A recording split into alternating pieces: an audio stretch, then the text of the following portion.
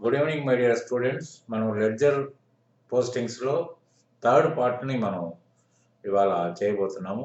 కాబట్టి ఏంటంటే ఈ థర్డ్ పార్ట్ని అబ్జర్వ్ చేయండి. తర్వాత ఇక ఇక 2 పార్ట్లతోటి మొత్తం కంప్లీట్ అయిపోద్ది మీకు. అయిన తర్వాత మీరు ట్రయల్ బ్యాలెన్స్ వేసేసి profit and loss account balance sheet వేసేస్తే మాకు మాన్యువల్ సిస్టమ్ ఆఫ్ అకౌంటింగ్లో మొత్తం ఎంట్రీస్ అన్నీ కంప్లీట్ అయిపోతాయి. సో 12/6/19 నాడు paid chit subscription to Durga చిట్స్కి మనం చిట్లో చేరాం. First subscription was paid. So Durga chits అనేది మనం ఒక అకౌంట్ ఓపెన్ చేసుకుందాం. మనం దుర్గా చిట్స్ ఓపెన్ చేసుకుంటే మనకి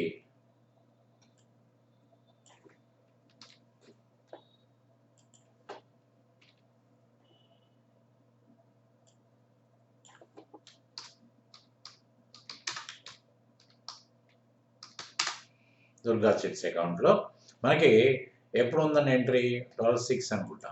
చూడండి, 12/6 నాడు 10,000 రూపాయలు దుర్గా చిట్స్కి 10,000 రూపాయలు మనం కట్టున్నాం. సో దుర్గా చిట్స్లో 12/6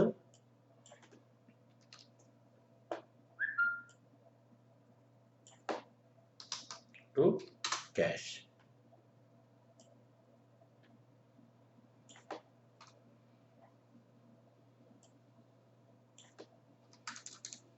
₹10,000. సో మనకి ఇక్కడ ఈ ఎంట్రీ ఉండదు.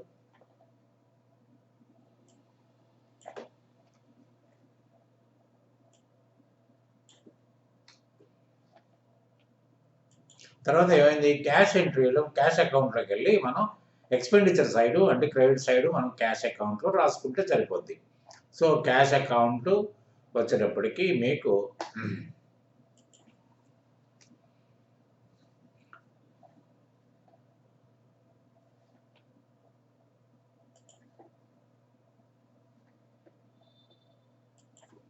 క్యాష్ అకౌంట్లో ఎంత ఉందండి మీకు? 12/6 కదా,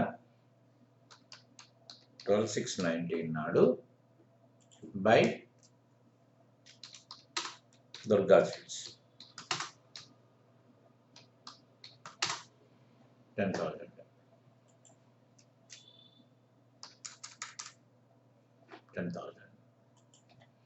దాని తర్వాత ఎంట్రీ ఏంటి మీరు లెక్క వేసుకుంటే, దుర్గా చిట్స్కి అయిపోయిన తర్వాత received cheque for ₹3,75,000 from HDFC after registered processing charges of loan. అంటే 3,85,000 లోన్ అయితే మీకు 3,75,000 వచ్చిందంటే ప్రాసెసింగ్ ఛార్జెస్ ఎంత ఉన్నట్టు?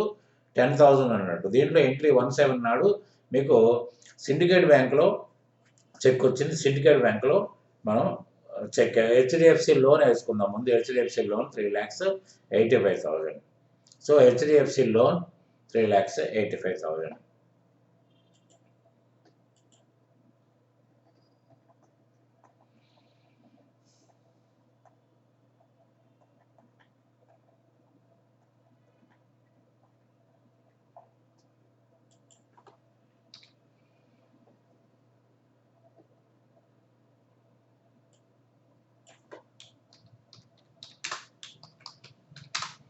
లోన్ అకౌంట్లో అంటే లోన్ అకౌంట్లో మనకి అటు సైడ్ ఏమొచ్చింది? క్రెడిట్ సైడ్ వచ్చింది.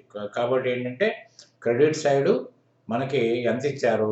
మనకి ఏ డేట్లో ఉంది? మనకి HDFC లోను 17 నాడు ఇచ్చారు, 375 ఇచ్చారు.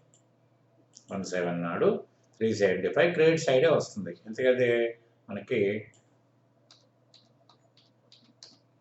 బై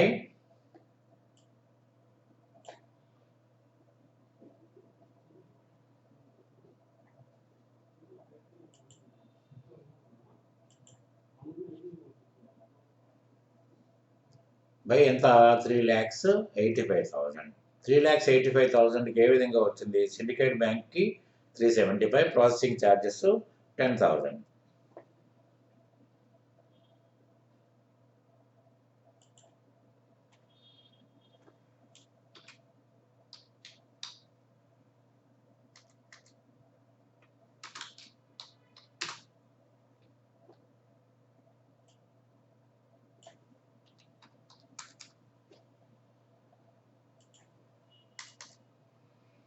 3,75,000 తర్వాత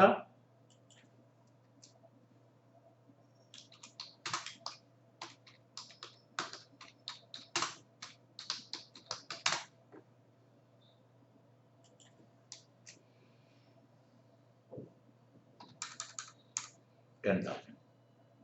ఓకే, దాని తర్వాత మనకి మళ్ళీ మన ప్రాసెసింగ్ ఛార్జెస్ అకౌంట్ ఒకటి ఓపెన్ చేసుకోవాలి. తర్వాత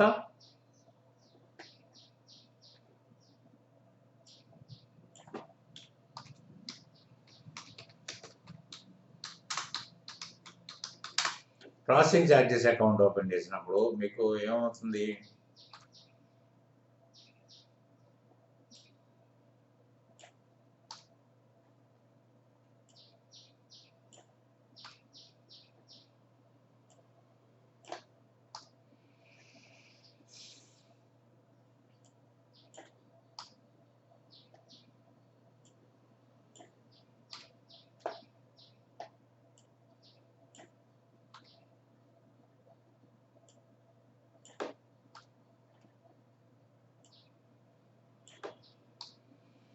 ప్రాసెసింగ్ ఛార్జెస్ అనేది ఎక్స్పెండిచర్ కాబట్టి మీరు ప్రాసెసింగ్ ఛార్జెస్ని మీకు ఎట్లా టు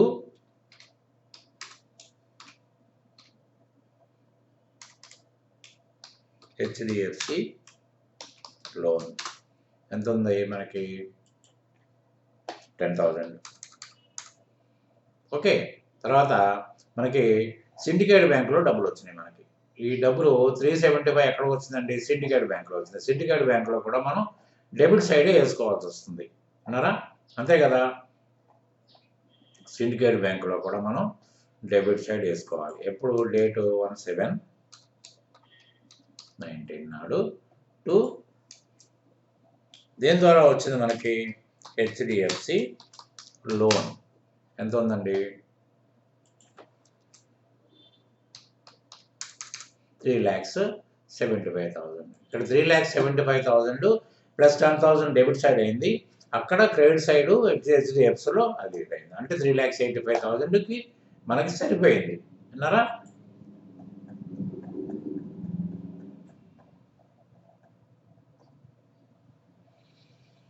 ఓకే, దాని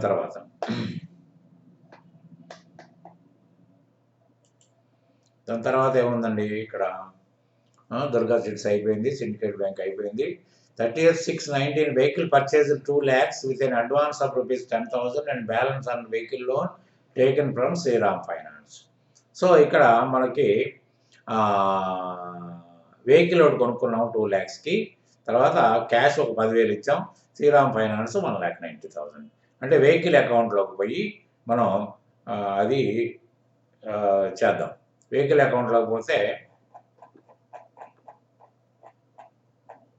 మనకి ఇన్వెస్ట్మెంట్ అప్పుడు వెహికల్ వచ్చింది మనకి. ఓకే, మళ్ళీ ఇప్పుడు వెహికల్ కొత్త వెహికల్ కాబట్టి మనకి ఆ వెహికల్ అకౌంట్ కూడా వేద్దాం. వెహికల్ అకౌంట్ ఏ రోజున వచ్చిందండి, 30/6 నాడు 19 నాడు. తర్వాత ఇక్కడ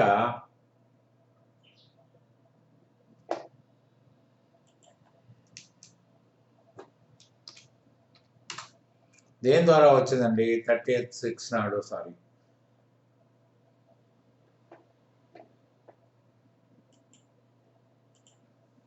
36 నాడు ఎలా వచ్చింది మనకి, శ్రీరామ్ ఫైనాన్స్ ఒకటి, క్యాష్ ఒకటి. So Shriram Finance cash,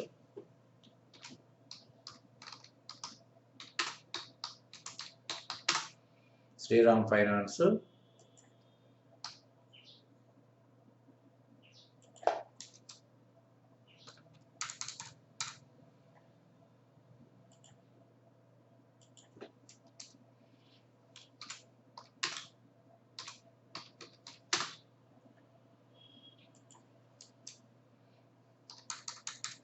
$10,000.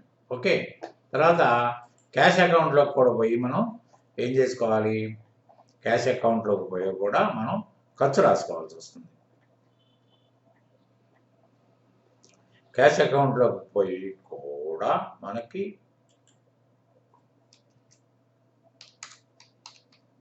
19 నాడు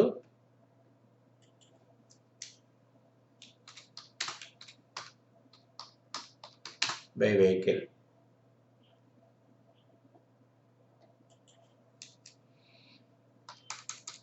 10,000. ఓకే, అంటే ఇక్కడ మనకి వెహికల్ అకౌంట్లో మనకి వెహికల్ అకౌంట్ డెబిట్ అయింది, తర్వాత క్యాష్ క్రెడిట్ అయింది, తర్వాత శ్రీరామ్ ఫైనాన్స్ కూడా క్రెడిట్ కావాలి. ఇక్కడ శ్రీరామ్ ఫైనాన్స్ అనేది ఒక అకౌంట్ ఓపెన్ చేసుకుంటే సరిపోద్ది.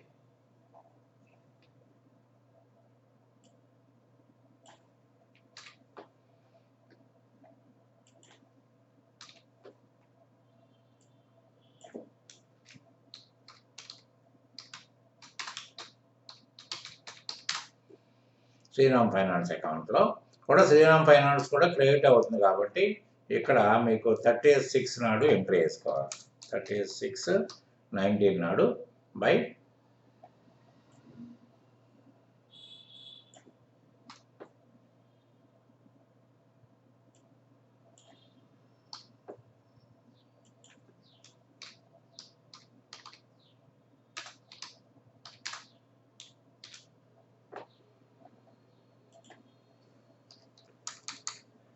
$1,90,000. అక్కడ 10,000 క్యాష్లో క్రెడిట్లో పడింది, ఇక్కడ కూడా క్రెడిట్లో పడింది కాబట్టి అక్కడ డెబిట్ వెహికల్ 2 lakhs పడింది కాబట్టి మీకు అక్కడ సరిపోయింది. దాని తర్వాత వచ్చి తర్వాత received cheque ₹68,000 from Durga Sweets after adjusted document charges ₹2,000. అంటే చిట్టి వేసాం కదా మనం, చిట్టి ఇప్పుడు పాడుకున్నాం. సో దుర్గా స్వీట్స్ కంపెనీలో మనకి ₹70,000 చిట్టి వచ్చింది. ఇప్పుడు మొన్న దుర్గా స్వీట్స్ అనేది మనకు ఉంది కాబట్టి ముందు దుర్గా స్వీట్స్కి వెళ్ళి ముందు వాళ్ళు అక్కడ డబ్బులు ఇచ్చినట్టుగా మనం వేసుకుందాం. దుర్గా స్వీట్స్లో ఏ డేట్ ఉందండి? దుర్గా స్వీట్స్ 12/7 నాడు ఉందండి.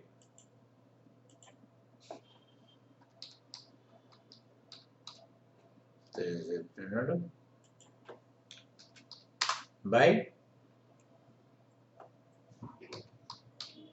అయిపోయింది.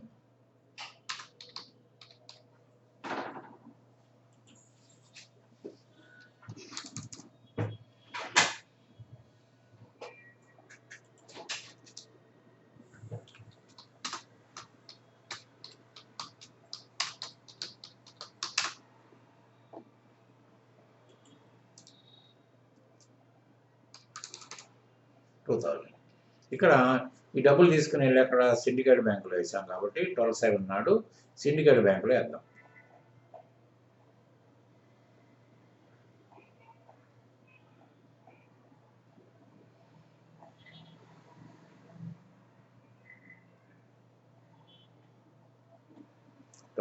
నాడు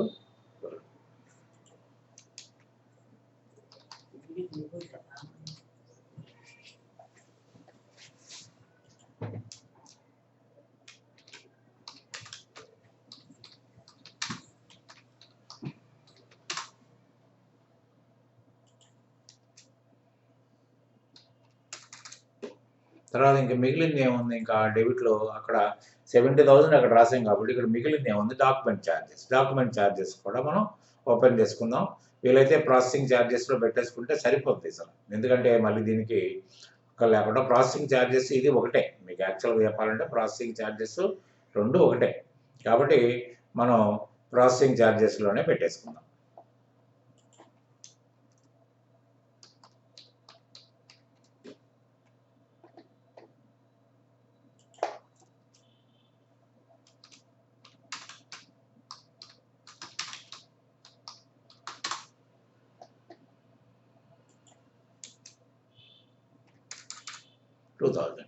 సో ఇక్కడ మీకు ఇక్కడ 68,000 2,000 అనేమో మీకు డెబిట్లోకి వచ్చినాయి, అక్కడ 70,000 అక్కడ క్రెడిట్లోకి వెళ్ళినాయి కాబట్టి మీకు రెండు అంశాలు సరిపోద్ది మీకు ఇట్లా. తర్వాత ఇంకొకటి ఏముందండి? దుర్గా స్వీట్స్ అయిపోయింది. దుర్గా స్వీట్స్ అయిపోయిన తర్వాత రాఘవరావు క్యాపిటల్ 10,000, విష్ణువర్ధన్ క్యాపిటల్ ఇది వీళ్ళు క్యాష్ విత్డ్రా చేసుకున్నారండి. విత్డ్రా చేసుకుంటే మీకు 1/7 నాడు విత్డ్రా చేసుకున్నారు కాబట్టి ఒక్కొక్క క్యాపిటల్లో మనం 10,000 రాసేసుకుందాం. ఉన్నారా? సో ముందు రాఘవరావు గారి క్యాపిటల్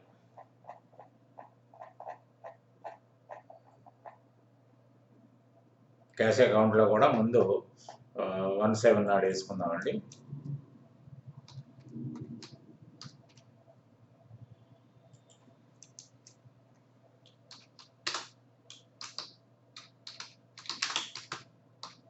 బై రాఘవరావు 10,000.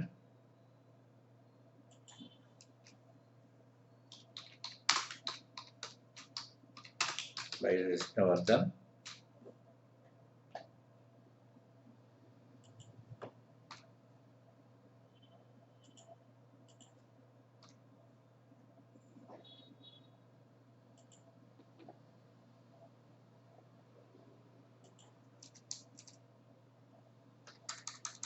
10,000.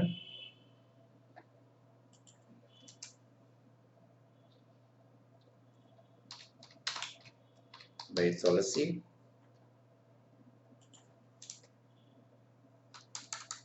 10,000. By Siddhaya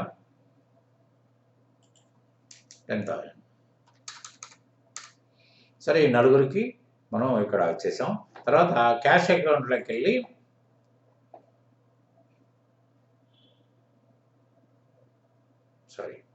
ఇది తీసుకుని వెళ్ళి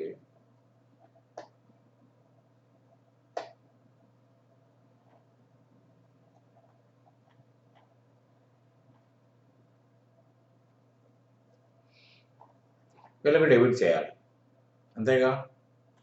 రాఘవరావు గారికి 1790.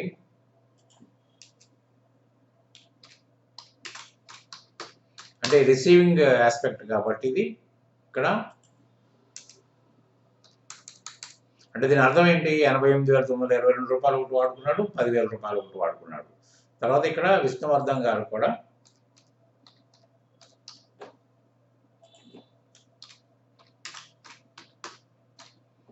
క్యాష్ ఇక్కడ ఈయనకి ఇదే 10,000 లెక్క. తర్వాత తులసి గారికి కూడా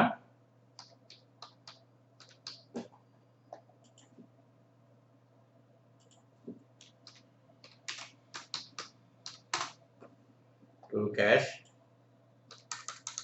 10,000. సిద్ధయ్య గారికి కూడా మనకి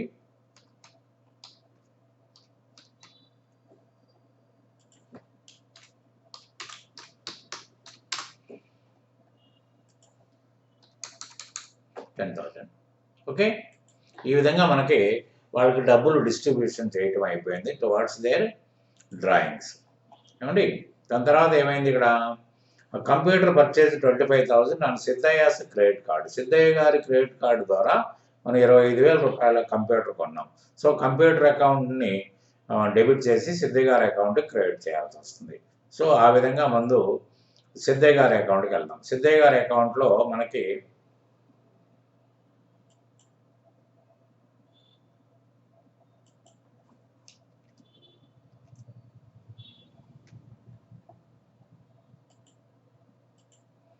ఎప్పుడండి? 10/8 నాడు.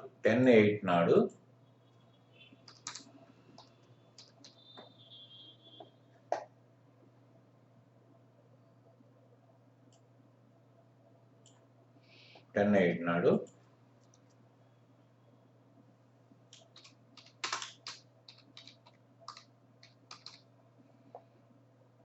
మళ్ళీ ఈయన 25,000 ఇచ్చాడు.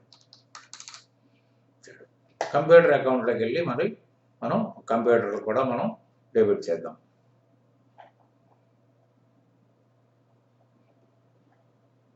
కంప్యూటర్ అకౌంట్లోకి వెళ్ళి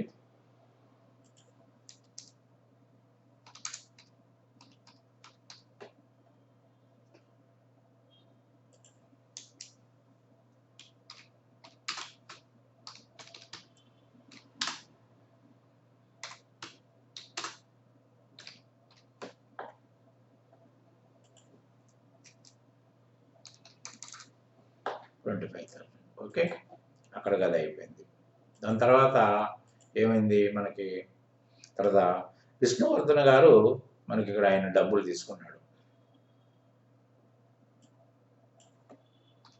విష్ణువర్ధన్ గారు ఏం చేశారు, 15,000 రూపాయలు డబ్బులు సన్స్ కాలేజ్ ఫీజు కోసం తీసుకున్నాడు 10/9 నాడు. సో 10/9 నాడు 15,000 రూపాయలు విష్ణువర్ధన్ గారికి రాస్తే సరిపోద్ది.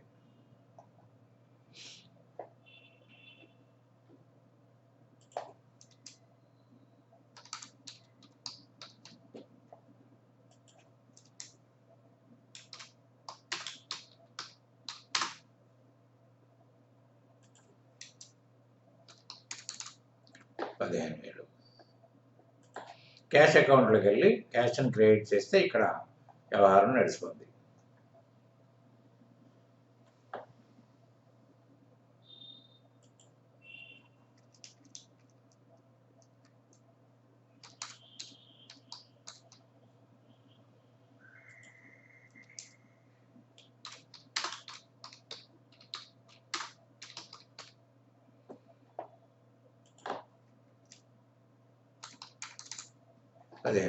అక్కడికి ఎంట్రీ క్లోజ్ అయింది.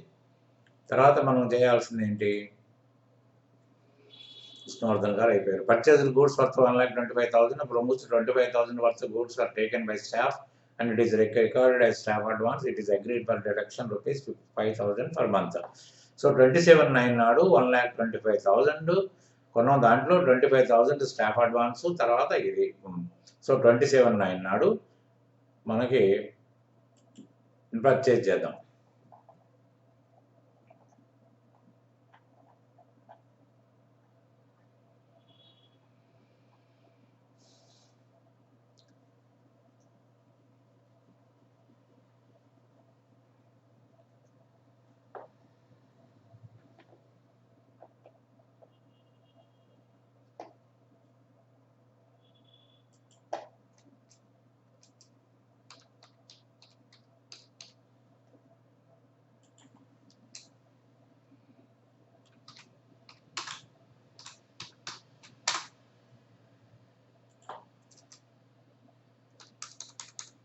$1,00,000 అకౌంట్ 1,00,000. తర్వాత స్టాఫ్ అడ్వాన్స్ ఇది ఉంది కాబట్టి, తర్వాత క్యాష్ అకౌంట్కి వచ్చేటప్పటికి మీరు 1,25,000 ఖర్చు అవుతుంది.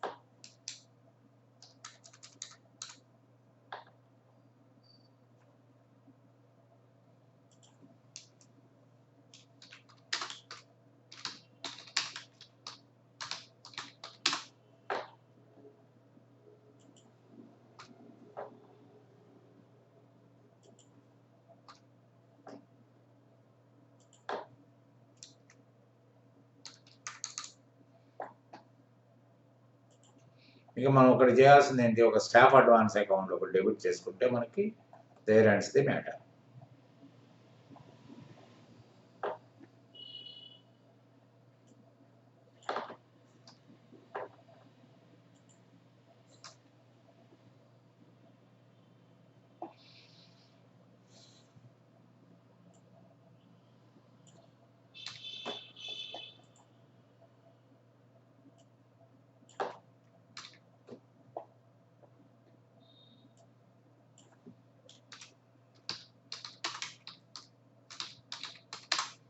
స్టాఫ్ అడ్వాన్స్ అకౌంట్లో మీకు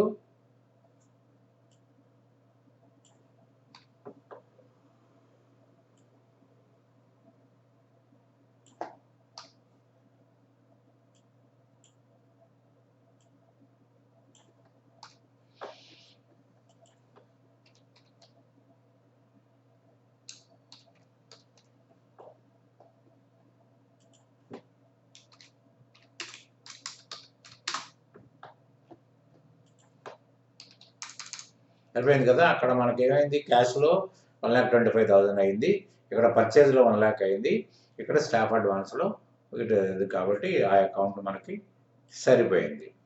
తర్వాత ఇంకేముంది, పర్చేజ్ ఆఫ్ గూడ్స్ అయిపోయింది. తర్వాత ఫర్నిచర్ టు రాఘవరావు క్యాపిటల్, అంటే రాఘవరావు గారు ఫర్నిచర్ కొని ఇచ్చారు 25,000 రూపాయలు పెట్టి, 10/9.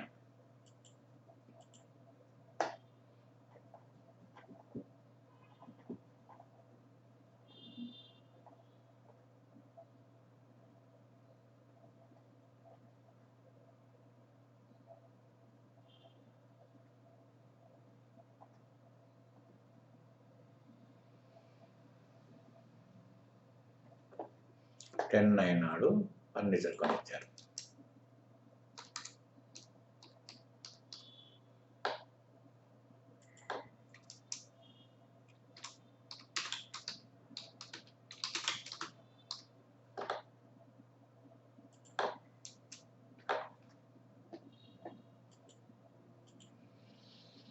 ఫర్నిచర్ ఎంత, 25,000.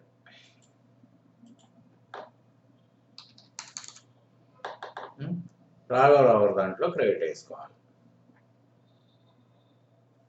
రాఘవరావు దాంట్లో మనం క్రెడిట్ వేసుకోవాలి.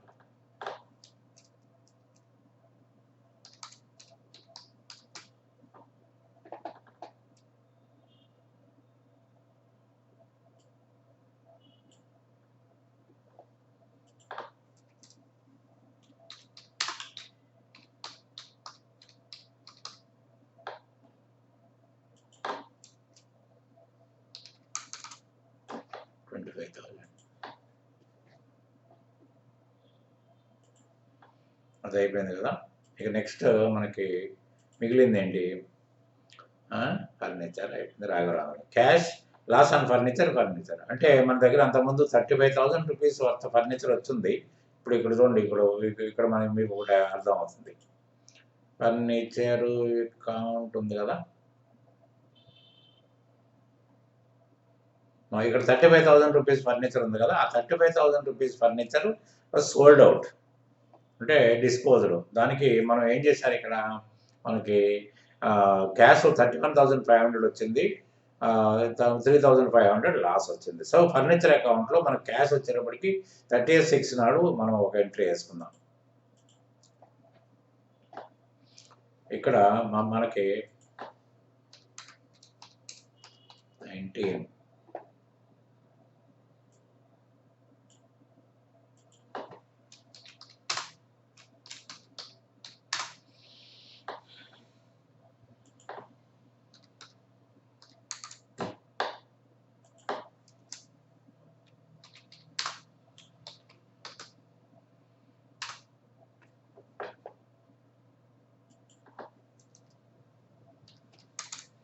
అంటే ఇక్కడ చూడండి, ఇక్కడ క్రెడిట్ అయ్యేటప్పటికి మీకు ఏమైంది, 35,000 అది కొట్టుకుపోయింది. అయితే మనకి లాస్ ఆన్ ఫర్నిచర్ ఒకటి ఎంట్రీ పడాలి, తర్వాత క్యాష్ అకౌంట్ ఒకటి పడాలి. క్యాష్ అకౌంట్లో మనకి ఎంత వచ్చింది క్యాష్ అంటే,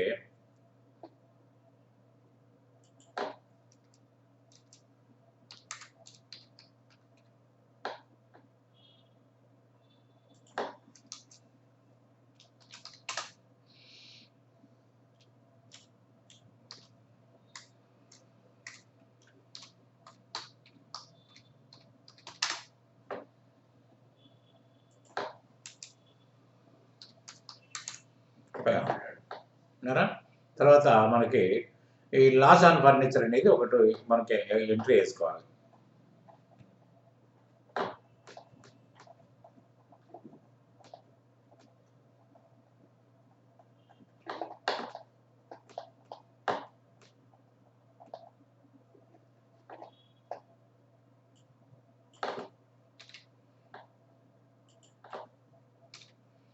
లాస్ ఆన్ ఫర్నిచర్ అకౌంట్.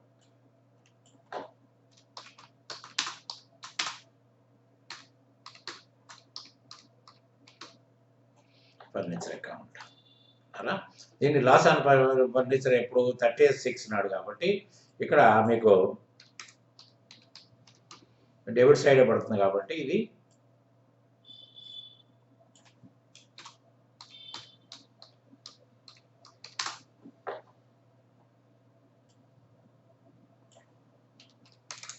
అంటే 3,500 మీకు క్యాష్ వచ్చేటప్పటికి 3,500 మనకు సారీ అక్కడ 31,500 ఎక్కడ వేసాం క్యాష్లో?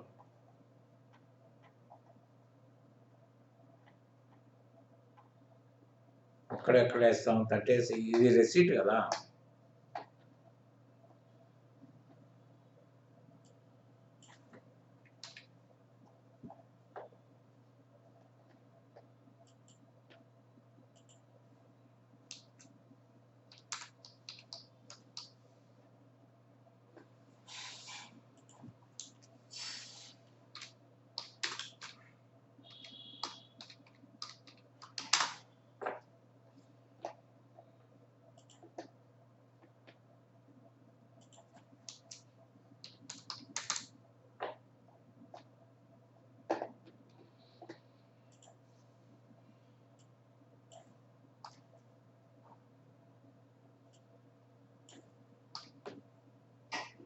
అయిపోయింది.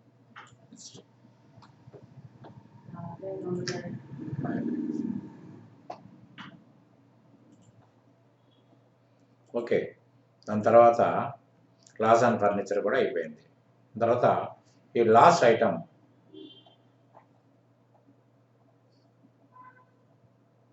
సో దీని తర్వాత లాస్ ఆన్ ఫర్నిచర్ అయిన తర్వాత దాని నెక్స్ట్ ఐటమ్స్ ఫైనలైజేషన్స్ దాకా, అంటే ఫైనల్ ఎంట్రీస్ అంటే క్లోజింగ్ ఎంట్రీస్ వరకు నెక్స్ట్ వీడియోలో కంప్లీట్ చేసుకుందాం. So you please observe and rectify the mistakes if any. దీంట్లో ఏదన్నా మనం అటు సైడ్ వేయాల్సిన ఇటు సైడ్ కానీ అయితే మన ట్రయల్ బ్యాలెన్స్ అప్పుడు will rectify it and will get a right posting and right balancing also. కాబట్టి till that moment I'm taking leave from you all. Thank you very much. Good day.